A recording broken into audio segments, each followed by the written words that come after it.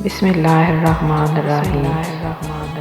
حدیث نمبر 47۔ ہم سے احمد بن عبداللہ بن علی منجونی نے بیان کیا، کہا ہم سے روح نے بیان کیا، کہا ہم سے عوف نے بیان کیا، انہوں نے حسن بصری اور محمد بن سیرین سے، انہوں نے ابو ہریرہ سے کہ نبی کریم صلی اللہ علیہ وآلہ وسلم نے فرمایا، جو کوئی ایمان رکھ کر اور ثواب کی نیت سے کسی مسلمان کے جنازے کے ساتھ جائے اور نماز و دفن سے فراغت تک اس کے ساتھ رہے تو وہ 2 قرات ثواب لے کر لوٹے گا۔ ہر قرات اتنا بڑا ہے جیسے احد کا پہاڑ، اور جو جنازے پر نماز پڑھ کر دفن سے پہلے لوٹ جائے تو وہ 1 قرات ثواب لے کر لوٹے گا۔ روح کے ساتھ اس حدیث کو عثمان مؤذن نے بھی روایت کیا ہے، کہا ہم سے عوف نے بیان کیا، انہوں نے محمد بن سیرین سے سنا، انہوں نے ابو ہریرہ سے، انہوں نے نبی کریم صلی اللہ علیہ وآلہ وسلم سے اگلی روایت کی طرح۔ حدیث نمبر 48۔ ہم سے محمد بن عرعرہ نے بیان کیا، وہ کہتے ہیں کہ ہم سے شعبہ نے بیان کیا، انہوں نے زبیر بن حارث سے، کہا میں نے ابو وائل سے مرجیہ کے بارے میں پوچھا، وہ کہتے ہیں گناہ سے آدمی فاسق نہیں ہوتا۔ انہوں نے کہا کہ مجھ سے عبداللہ بن مسعود نے بیان کیا کہ نبی کریم صلی اللہ علیہ وآلہ وسلم نے فرمایا کہ مسلمان کو گالی دینے سے آدمی فاسق ہو جاتا ہے اور مسلمان سے لڑنا کفر ہے۔ حدیث نمبر 49۔ ہم سے قتیبہ بن سعید نے بیان کیا، کہا ہم سے اسماعیل بن جعفر نے بیان کیا، انہوں نے حمید سے، انہوں نے انس رضی اللہ سے، کہا مجھ کو عبادہ بن سامن نے خبر دی کہ نبی کریم صلی اللہ علیہ وآلہ وسلم اپنے حجرے سے نکلے، لوگوں کو شب قدر بتانا چاہتے تھے، وہ کون سی رات ہے۔ اتنے میں 2 مسلمان آپس میں لڑ پڑے۔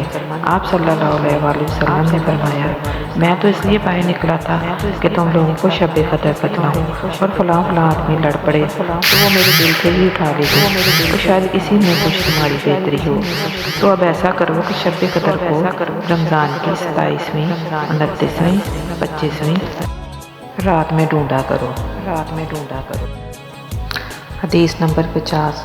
ہم سے مسدد نے بیان کیا، انہوں نے کہا ہم سے اسماعیل بن ابراہیم نے بیان کیا، انہوں نے کہا کہ ہم کو ابو حیان تیمی نے ابو ذرہ سے خبر دی، انہوں نے ابو ہریرہ سے نقل کیا کہ ایک دن نبی کریم صلی اللہ علیہ وآلہ وسلم لوگوں میں تشریف فرما تھے کہ آپ کے پاس ایک شخص آیا اور پوچھنے لگا کہ ایمان کسے کہتے ہیں۔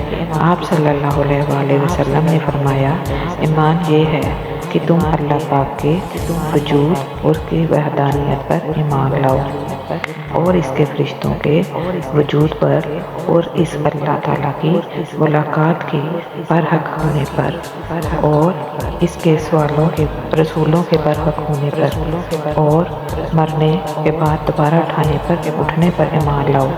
اس نے پوچھا کہ اسلام کیا ہے؟ آپ صلی اللہ علیہ وآلہ وسلم نے پھر جواب دیا کہ اسلام یہ ہے کہ تم خالص اللہ کی عبادت کرو اور اس کے ساتھ کسی کو شریک نہ بناؤ، اور نماز قائم کرو، اور زکوٰۃ فرض ادا کرو، اور رمضان کے روزے رکھو۔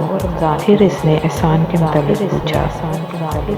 آپ صلی اللہ علیہ وآلہ وسلم نے فرمایا، احسان یہ ہے کہ تم اللہ کی عبادت اس طرح کرو گویا تم اس کو دیکھ رہے ہو، اگر یہ درجہ حاصل نہ ہو تو پھر یہ تو سمجھو کہ وہ تم کو دیکھ رہا ہے۔ پھر اس نے پوچھا کہ قیامت کب آئے گی؟ آپ صلی اللہ علیہ وآلہ وسلم نے فرمایا کہ اس کے بارے میں جواب دینے والا پوچھنے والے سے کچھ زیادہ نہیں جانتا، البتہ میں تمہیں اس کی نشانیاں بتلا سکتا ہوں۔ وہ یہ ہیں کہ جب لونڈی اپنے آقا کو جنے گی، اور جب سیاہ اونٹوں کے چرانے والے دیہاتی لوگ ترقی کرتے کرتے مکانات کی تعمیر میں ایک دوسرے سے بازی لے جانے کی کوشش کریں گے۔ یاد رکھو، قیامت کا علم ان 5 چیزوں میں ہے جن کو اللہ کے سوا کوئی نہیں جانتا۔ پھر آپ صلی اللہ علیہ وآلہ وسلم نے یہ آیت پڑھی کہ اللہ ہی کو قیامت کا علم ہے کہ وہ کب ہوگی، آخری آیات تک۔ پھر وہ پوچھنے والا پیٹھ پھیر کر جانے لگا۔ آپ صلی اللہ علیہ وآلہ وسلم نے پوچھا، اسے واپس بلا کے لاؤ۔ اسے لوگ دوڑ پڑے مگر وہ کہیں نظر نہیں آیا۔ آپ صلی اللہ علیہ وسلم نے فرمایا کہ وہ جبرائیل تھے جو لوگوں کو ان کا دین سکھلانے آئے تھے۔ ابو عبداللہ امام بخاری فرماتے ہیں کہ نبی کریم صلی اللہ علیہ وسلم نے ان تمام باتوں کو ایمان ہی قرار دیا ہے۔